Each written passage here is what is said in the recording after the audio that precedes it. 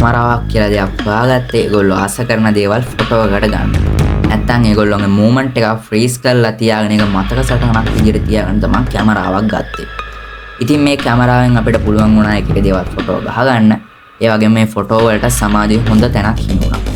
මේ ෆොටෝ වලට ඇස්ට්‍රොනොමි කියන දේ සම්බන්ධ වෙලා තමයි ඇස්ට්‍රෝ ෆොටෝග්‍රැෆි කියලා දෙයක් අපි හොයාගත්තේ. ඉතින් ඕගොල්ලන්ට මේ බෑග්ග්‍රවුන්ඩ් එකෙන් පේනවා වගේ ලස්සන ෆොටෝ ගහන එක තමයි ඇස්ට්‍රෝ ෆොටෝග්‍රැෆි වලින් කරන්නේ. හරි. මම මේ කියප එක පොඩ්ඩක් ගැඹුරු වුණත් අපි ඇස්ට්‍රෝ ෆොටෝග්‍රැෆි කරන බිගිනර්ස්ලා විදියට මේකට ලොකුවට බරක් දෙන්න ඕනේ. ඕගොල්ලන්ට මේකට ඕනේ ඕගොල්ලෝ ගාව තියෙන ස්මාර්ට් ෆෝන් එකයි තව ඕගොල්ලන්ට ඕනේ ට්‍රයිපොඩ් එකකුයි විතරමයි. මේ දේවල් පාවිච්චි කරලා ඔයගොල්ලන්ට පුළුවන් මේ පේනා වගේ ලස්සන ෆොටෝ එකක් ගහගන්න. ඉතින් මම මේ වීඩියෝ එක වෙන් කරනවා ඇස්ට්‍රෝ ෆොටෝග්‍රැෆි වලට ආස හැමෝටම වගේම ඇස්ට්‍රෝ ෆොටෝග්‍රැෆි කරන කට්ටියට. ඉතින් මේ වීඩියෝ එකෙන් ඕගොල්ලන්ට ඇස්ට්‍රෝ ෆොටෝග්‍රැෆි කරන්න කොහොමද වගේම මේ ඇස්ට්‍රෝ ෆොටෝග්‍රැෆි කරන කට්ටියට එන විවිධ ප්‍රශ්න වලට විසඳුම් හොයාගන්න පුළුවන්. ඒ වගේම මම කියනවා හයත් ඔයගොල්ලන්ට මේකට ඕනේ වෙන්නේ ෆෝන් එකයි ට්‍රයිපොඩ් එකකුයි විතරමයි. ඔයගොල්ලන්ට මේ ට්‍රයිපොඩ් එක ඕනේ. ඉතින් ෂටර් ස්පීඩ් එක වගේ දේවල් වෙනස් වෙනවා ඔයගොල්ලෝගේ අතේ හා මෙහා වුණා. ඒකට තමයි ට්‍රයිපොඩ් එකක් ඕනේ. ඒ වගේම ඔයගොල්ලන්ට මේකට ෆෝන් එකක් ඕනේ. ඉතින් කැප්චර් කරගන්න. හැබැයි ඉතින් ඔයගොල්ලන්ට මේකට තවත් ඔයගොල්ලෝ මේක ඉන්ට්‍රස්ටිං නා. නැත්නම් ඔයගොල්ලෝ දැන්ටමත් ඇස්ට්‍රෝ ෆොටෝග්‍රැෆි කරනවා නම් ඔයගොල්ලෝ දන්නවා මේ කොච්චර රසවත් විෂයක්ද කියලා. ඉතින් මේ වගේ රසවත් දෙයක්කට ඔයගොල්ලෝ තවත් කැමති නම් ඔයගොල්ලන්ට පුළුවන් මේකේ ලොකු තත්ත්වවලට නැත්නම් ප්‍රෝ මට්ටමේ විවිධ කැමරා වලට ගිහින් මේක කරන්න. හැබැයි ඉතින් මම දැන් මේ වීඩියෝ එක කතා කරන්නේ ඔයගොල්ලෝ ගාව තියෙන බේසික් කැමරා එකකින් මේ වැඩේ කරගන්න විදියට. හරි. එහෙනම් ඉතින් මම මේ වීඩියෝ එක වෙන් කරන්නේ ඇස්ට්‍රෝ ෆොටෝග්‍රැෆි වලට කැමති නංගිලා මල්ලිලාටම තමයි. හරි. අපි බලමු මොකද ඇස්ට්‍රෝ ෆොටෝග්‍රැෆි කියන දේ කරන්නේ කියලා. එහෙනම් අපි ටග් ගාලා බලමු මොකද්ද මේ ඇස්ට්‍රෝ ෆොටෝග්‍රැෆි කියන්නේ කියලා.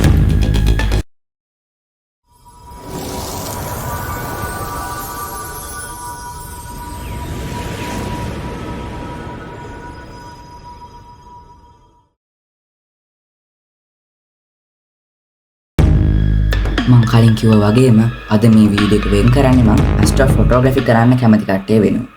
ඔයගොල්ලන්ට මේ වීඩියෝ එකේ පේනවා ඇති ලස්සන ඇස්ට්‍රෝ ෆොටෝග්‍රැෆි කට්ටිය කරපු ලස්සන ක්ලිප් වගේ. ඔයගොල්ලෝ ආසද මේ වගේ ලස්සන ෆොටෝස් ගන්න. ඔයගොල්ලන්ට මේකට ඕන වෙන්නේ මහ ලොකු දේවල් නෙමෙයි. ඔයාගාව තියෙන ෆෝන් එකයි, ඔයාගාව තියෙන ට්‍රයිපොඩ් එකයි විතරයි. ඔයගොල්ලෝ ට්‍රයිපොඩ් එකක් නැත්නම් කලබල වෙන්න එපා. ඔයගොල්ලන්ට පුළුවන් මොකක් හරි ආධාරකයක් මගේ මේ වස්තුව දිහාට එකේ විනාඩි 15ක් 30ක් සාමාන්‍ය ෆෝන් එක තියාගන්න පුළුවන් නම් ඔයාලට පුළුවන් මේ වස්තුව නැත්තම් අපි හිතමුකෝ ඔයා පුටුවක් පාවිච්චි කරන්න කියලා. මේ පුටුව පාවිච්චි කරලා ඔයාලට මේ ෆෝන් එක ටික වෙලාවක් හෙල්ලෙන්නේ නැතුව තියාගන්න පුළුවන් නම් ඔයාලට මේකත් ට්‍රයිපොඩ් එකක් විදිහට යූස් කරන්න පුළුවන්. හරි. අපි ඉස්සෙල්ලම බලමු මොකද්ද මේ ෆොටෝග්‍රැෆි කියන්නේ කියලා. ෆොටෝග්‍රැෆි කියන්නේ ආර්ට් එකයි සයන්ස් එකයි මික්ස් වෙලා හැදිච්ච දෙයක්. ඔයගොල්ලන්ට පුළුවන් මේ ෆොටෝග්‍රැෆි වලින් ඔයාලා ආස කරන මූවමන්ට් එක ඔයාලට මතක තියාගන්න ඕන මූවමන්ට් එක ෆ්‍රීස් කරලා ගබඩා කරගන්න. ඒකෙන් ඔයාලට පරණ කතාවක් නැත්නම් පරණ අවස්ථාවක් මතක් වෙනවා. ඒ වගේම තමයි ඔයගොල්ලෝ මේකට තාරකා විද්‍යාව පාවිච්චි කරනවා නම් අපි මේ වගේ ෆොටෝ වලට කියනවා ඇස්ට්‍රෝ ෆොටෝග්‍රැෆි කියලා. ඇයි අපි ඉතින් ඇස්ට්‍රෝ ෆොටෝග්‍රැෆි කරන්න ඕනේ? ඔයගොල්ලෝ මොකද ඇස්ට්‍රෝ ෆොටෝග්‍රැෆි කරන්න ඕනේ කියනවනම් ඔයගොල්ලන්ට පුළුවන් මේ ඇස්ට්‍රෝ ෆොටෝග්‍රැෆි වලින් තාරකා විද්‍යාව ගැන ගොඩක් දේවල් දැනගන්න. මොකද ඔයගොල්ලන්ට පුළුවන් මේ ඇස්ට්‍රෝ ෆොටෝග්‍රැෆි වලින් තාරකා විද්‍යාව ඔයගොල්ලෝ නොදන්න පැතිකඩවල් මේ ග්‍රහලෝක, ප්ලැනට්, මිල්කි වේ එක වගේ දේවල් පායන වෙලාව ඒවා හඳුන ගන්න විදිය ගැන හොඳටම දැනගන්න. ඒ වගේම තමයි ඇස්ට්‍රෝ ෆොටෝග්‍රැෆි කරාම ඔයගොල්ලන්ට ආත්ම අභිමානයක් ලැබෙනවා. මම මේක ෆොටෝ ගැහුවා කියලා ඔයගොල්ලන්ට හිතෙනවා. මොකද ඔයගොල්ලෝ මේක දැන් ෆොටෝ එකක් ගහලා අනික් කටට දෙන්නද්දි ඔයගොල්ලන්ට ලොකු සතුටක් දැනෙනවා. මේක නිසා තමයි ගොඩක් කට්ටිය ඇස්ට්‍රෝ ෆොටෝග්‍රැෆි ඔයගොල්ලෝගේ හොබි එක විදිහට තෝරගන්නේ. මොකද අපි එකපාර මම ඇස්ට්‍රොනොමි කරනවා කිව්වට කවුරුත් පිළිගන්නේ නැහනේ. හැබැයි මේ මම ඇස්ට්‍රොනොමි කරනවා මම මේකේ ඇස්ට්‍රෝ ෆොටෝග්‍රැෆි වලින් ගත්ත ෆොටෝ එක මේකයි කියලා පෙන්නුවාම අපිටත් අභිමානයක් එනවා. මොකද ඒ කට්ටියත් පිළිගන්නවා මේක අපි කරනවා කියලා. ඒ වගේම අපි ගාව සාක්ෂිත් තියෙනවා. ඒ වගේම ඉතින් සාමාන්‍ය ඇස්ට්‍රෝ ෆොටෝග්‍රැෆි කරලා කට්ට කාලා මේ ෆොටෝ එකක් අරගෙන ඒක තව කෙනෙක්ට පෙන්නද්දි ලැබෙන ෆීලින් එක නම් කියන්නවත් බෑ.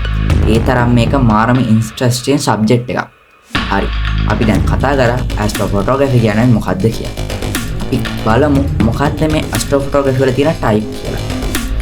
මම මේ ඇස්ට්‍රෝ ෆොටෝග්‍රැෆි කියන එක ටයිප් කිහිපයකට බෙදනවා. මේවා තමයි වයිල්ඩ් ඇන්ගල් මිල්කි වේ, star tales, moon shot, planet, deep sky කියන්නේ. ඉස්සෙල්ලම බලමු මොකද්ද මේ වයිල්ඩ් ඇන්ගල් මිල්කි වේ කියන්නේ.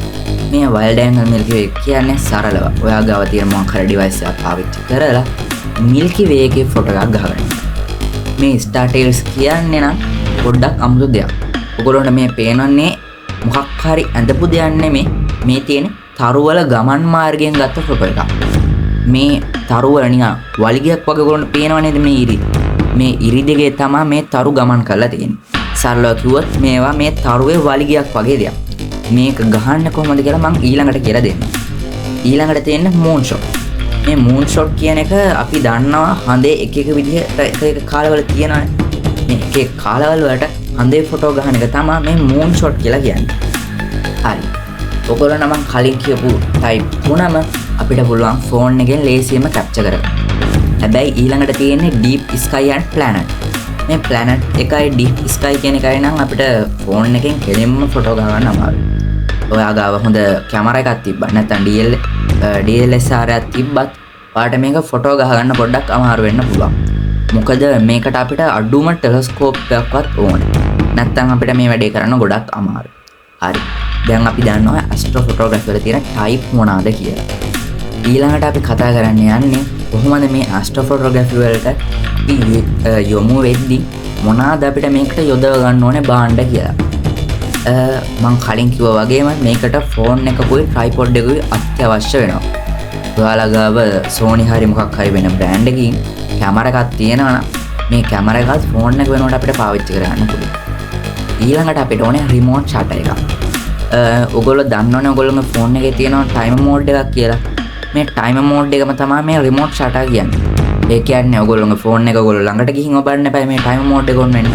හැබැයි මේ රිමෝට් ෂටර් එකෙන් පුළුවන් දුරස්තව වයර්ඩ් හෝ වයර්ලස් මේ ටයිමර් මෝඩ් එක ඔන් කරන්න. ඒක තමයි මේ රිමෝට් ෂටර් එකෙන් වෙන්නේ. හැබැයි ඉතින් ඔයගොල්ලන්ට මේක ඉම්පෝර්ට්ම දෙයක් නෙමෙයි. يعني වැදගත්ම දෙයක් නෙමෙයි. ඔයගොල්ලන්ට මේකේ ප්‍රෝ ලෙවල් එකට යන්න ඕන නම් මේ රිමෝට් ෂටර් එකක් පාවිච්චි කරන එක හොඳයි. හැබැයි ඉතින් අපිට මේ වැඩේ ලේසියෙන්ම ගාන අඩුවෙන්ම නැත්තම් ෆ්‍රීම ෆෝන් එකේ කරලා දෙනවා. ඒක නිසා අපිට මේ රිමෝට් ෂටර් එක ගන්න ලොකුවට වැදගත් වෙන්නේ. ඊළඟට ඕනේ අපිට ස්ටාර් ට්‍රැකර් ඇප්. මේ ස්ටාර් ට්‍රැකර් ඇප් එක කියන එක නම් අපිට පොඩ්ඩක් ඉම්පෝර්ට්. මොකද රැයක පහර අපිට තරුවක් හොයාගන්න එහෙම අමාරුයි. මොකද ඒ වැඩේට අපිට මේ ස්ටාර් ට්‍රැකර් ඇප් එක පාවිච්චි කරන්න පුළුවන්.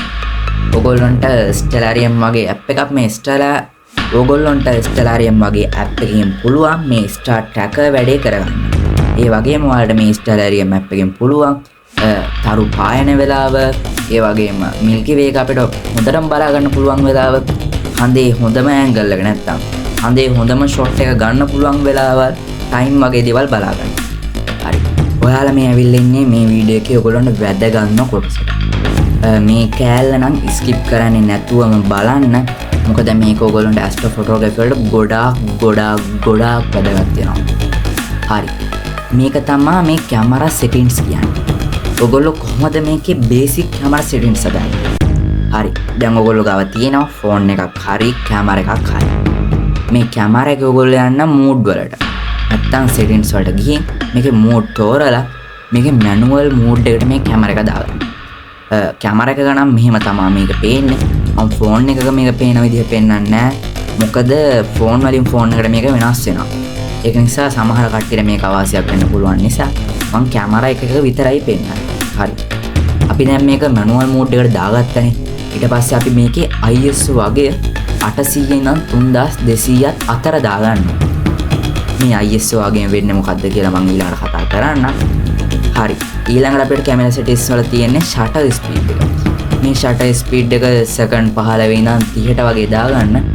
එතකොට අපිට පුළුවන් හොඳ අවුට්පුට් එකක් ගන්න.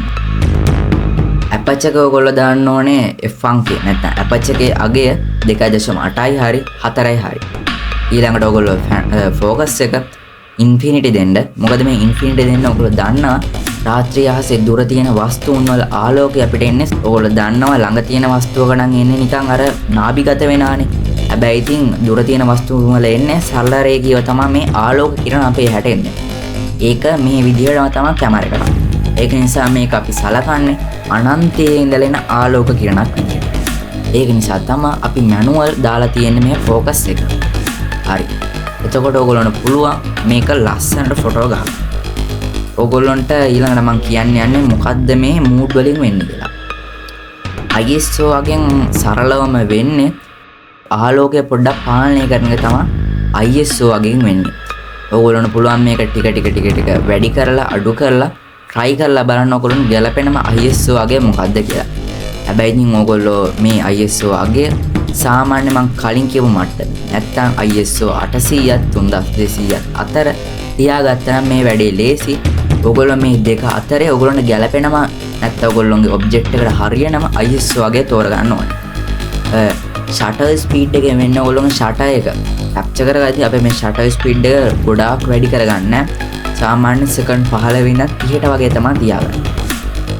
ඒ වගේම ඔයාලට මේ තරුවල නැත්නම් අපි කලින් කියමු ස්ටාර් ටේල්ස් බලා ගන්න ඕන නම් ඕගොල්ලන්ට පුළුවන් මේ ෂටර් එකේ ස්පීඩ් එක වැඩි කරගන්න. මොකද මේ ෂටර් ස්පීඩ් එකෙන් වෙන්නේ මේ ෂටර් එකට කොච්චර වෙලාවක් මේ ආලෝකය ලබා ගන්නවද කියන දේ. ඒ වගේම මේ ෂටර් ස්පීඩ් එක වැඩි කරද්දී ඕගොල්ලන්ට ස්ටාර් ටේල්ස් වගේම මේ වගේ ෆොටෝ ගහ ගන්නත් පුළුවන්. ඒ වගේම තමයි ඔයගොල්ලෝ දන්නවා මේ ෂටර් ස්පීඩ් එකත් මම කිව්වේ පොඩි කාල සීමාවක් තිස්සේනේ. ඔයගොල්ලෝ මේ ෂටර් ස්පීඩ් එක චුට්ටක් වැඩි කරලා තියාගන්න එකේ මේ කාල සීමාව ඇතුළත ඔයාගේ මේ ෆොටෝ එකේ වැඩිපුර ඩීටේල්ස් ටික ඔයගොල්ලෝගේ කැමරා එකට කැප්චර් කරන්න පුළුවන්. හරි. දැන් අපි ඊළඟට කතා කරන්න තියෙන්නේ අපචර් එක ගැන. මොකක්ද මේ අපචර් එක කියන්නේ? අපචර් එකෙන් සරලවම කිව්වොත් වෙන්නේ ඔයාගේ මේ කැමරා එකේ ලෙන්ස් එකට යන ආලෝක කිරණ කොච්චර පාලනය වෙනවද කියලා. ඕගොල්ලෝගේ ඇහි තියෙන නිකන් කළු ඉංගිරියාව කියන්නේ ඒක වගේ තමයි මේ කැමරා එකේ අපචර් එක වැඩි කරන්නේ. ඕගොල්ලෝ සාමාන්‍ය කැමරා එකක් ගද්දී මේක අපචර් එක 2.8යි 1.8 නෑ 2.8යි 4යි 5.6යි වගේ මට්ටම තමයි පවතින්නේ. එතකොට ඕගොල්ලෝ මේ අපචර් එක වැඩි වෙන තරමට තමයි ඕගොල්ලෝගේ ෆොටෝ එකේ ආලෝකය කොච්චර දුරට තියා ගන්නවද කියලා එක අඩංගු වෙන්නේ. මොකද ඔයගොල්ලෝ දන්නවා මේක අපි ගහන්නේ රාත්‍රී ආසනේ. එතකොට අපිට කැමරාවකට වැඩි ආලෝක ප්‍රමාණයක් වැඩිපුර එළියක් ගන්න ඕනේ. එතකොට අපි මේ අපචර් එක පුළුවන් තරම් ඇරලා වැඩිපුර ආලෝකය ගන්න එක තමයි කරන්නේ. ඒක නිසා ඔයගොල්ලෝ අපචර් එක පුළුවන්ම තරම් අරින්න. ගොඩක් දුරට මේක උපරිම අරින්න පුළුවන් දැනට එන කැමරාවල 1.8යි. අලුතෙන් එන කැමරාවල නම් මම කොහොමද කියලා දන්නේ නැහැ. සාමාන්‍ය 2.8යි 4යි වගේ තමයි මම නම් පාවිච්චි කරන්නේ. ඔයගොල්ලන්ට පුළුවන් මේක 1.8 වගේ උඩරිම ඇරලා පුළුවන් තරම් හොඳ ක්වොලිටි ෆොටෝ එකක් ගහගන්න. මේක තමයි ඔයගොල්ලෝ මේ ගහන ෆොටෝ එක නිකම්ම ගහන්න එපා. මොකක් හරි බෑග්ග්‍රවුන්ඩ් එකක් එක්ක ගහන්න. එතකොට ඔයාගේ මේ ෆොටෝ එකට තියෙන වටිනාකම වැඩි වෙනවා. සරලව කිව්වොත් ඔයගොල්ලෝ ෆොටෝ එකක් ගහද්දී මම මේ පෙන්නනවා වගේ මේ මිල්කි එක වගේ ගන්නවා නම් තවත් මොකක් හරි බෑග්ග්‍රවුන්ඩ් එකක් නැත්නම් ගහක් කඳු පෙළියක් එක්ක ගන්න. එතකොට ඔයගොල්ලෝගේ මේ ෆොටෝ එකේ වටිනාකම වැඩි වෙනවා. ඒ වගේම තමයි ඔයගොල්ලන්ට මේක තවත් වටිනාකම වැඩි වෙන්න බලපාන දෙයක් තමයි මේක කොච්චර ක්වොලිටිද කියන එක. නැත්නම් මේකේ කොච්චර ආලෝක ප්‍රමාණයක් නැත්නම් ඩීටේල්ස් ඉන්ක්ලූඩ් වෙලා තියෙනවද කියලා. ඒක නිසා ඔයගොල්ලන්ට මේකේ ටයිම් එක නැත්නම් මේ තරුවේ හරි මිල්කි වේ එක හරි වැඩිපුරම ඩීටේල්ස් පේන වෙලාවත් තෝරගෙන මේ ෆොටෝ එක ගද්දී ඔයගොල්ලන්ට මේකේ ඩීටේල්ස් ප්‍රමාණය වැඩි කරගන්න පුළුවන්. හරි. ඔයගොල්ලෝ මේකට ටයිම් ඇන්ඩ් ලොකේෂන් පාවිච්චි කරනවා නම් Stellarium, Sky Guide, Photo Pills, clear observation වගේ ඇප් පාවිච්චි කරන්න පුළුවන්. නැත්නම් නාසකේ වගේ දේවල් වල එක වෙබ්සයිට් තියෙනවා. මේ වෙබ්සයිට් වලින් පුළුවන් ඔයගොල්ලන්ට හරියටම මේ තරුව නැත්නම් මේ අපි ෆොටෝ එක ගන්න දේ කොයි වෙලාවද රාත්‍රියේ තියෙන්නේ කොතනද ඒක තියෙන්නේ අපිට කොයි වෙලාවෙද ඒක හරියටම ફોකස් වෙන්නේ කොහොමද අපිට ඒක පේන්න වගේ ගොඩක් ඩීටේල්ස් අපිට මේකෙන් ගන්න පුළුවන්. ඒ වගේම අද වහිනවද අහසේ තත්ත්වයේ මීදුම තියෙනවද කියන එකත් මේකෙන් අපිට බලා ගන්න පුළුවන්. ඒක නිසා මම රෙකමන්ඩ් කරනවා මේ ඇප් වලට ගිහින් ඔයගොල්ලෝ මේක හොයලා බැලුවොත් හොඳම අවුට්පුට් එකක් ගන්න පුළුවන් වෙලාවක් අපිට හොයා ගන්න පුළුවන්. ඒක නිසා ඔයගොල්ලෝ මේ ඇප් උත් පොඩ්ඩක් try කරලා බලන්න. හරි. ඊළඟට ඉතින් මට කියන්න තියෙන්නේ මේකේ ඔයගොල්ලෝ විවිධ ටයිම් පීරියඩ් වලින් try කරලා බලන්න. පුළුවන් තරම් මේක නැචරල් තත්ත්වයේ තියාගන්න බලන්න. ගොඩක් ආටිෆිෂල් කරන්න ගියොත් ඔයගොල්ලෝගේ මේ ෆොටෝ එක කැත වෙන්න පුළුවන්. ඒ නිසා නැචරල්ව මේ ගන්න. ඒ වගේම මේක ගොඩක් එඩිට් වලට එහෙම පාවිච්චි කරන්න එපා. ඒ කියන්නේ ලොකුවට එඩිට් කරන්න එපා. ඔයගොල්ලන්ට මේක සාමාන්‍ය පොඩි එඩිට් එකකින් මේක නවත්ත ගන්න. මොකද ලොකුවට එඩිට් කරන්න ගියොත් මේක නැචරල් භාවය නැති වෙන්න පුළුවන්. ඒ වගේම සම්පූර්ණ හඳ තියෙන දවස් වලට ඔයගොල්ලෝ තරු වගේ දේවල් ෆොටෝ ගහන්න යන්න එපා. ඒක අමාරුයි. මොකද ඔයගොල්ලෝ දන්නවා වෙන ලයිට් සෝස් එකක් තියෙද්දි අපිට යම් කිසි දෙයක් ෆොටෝ ගහන්න අමාරුයි. නැත්තම් මේ අඩු ආලෝකයක් යටතේනේ අපි මේ ෆොටෝ ගහන්නේ.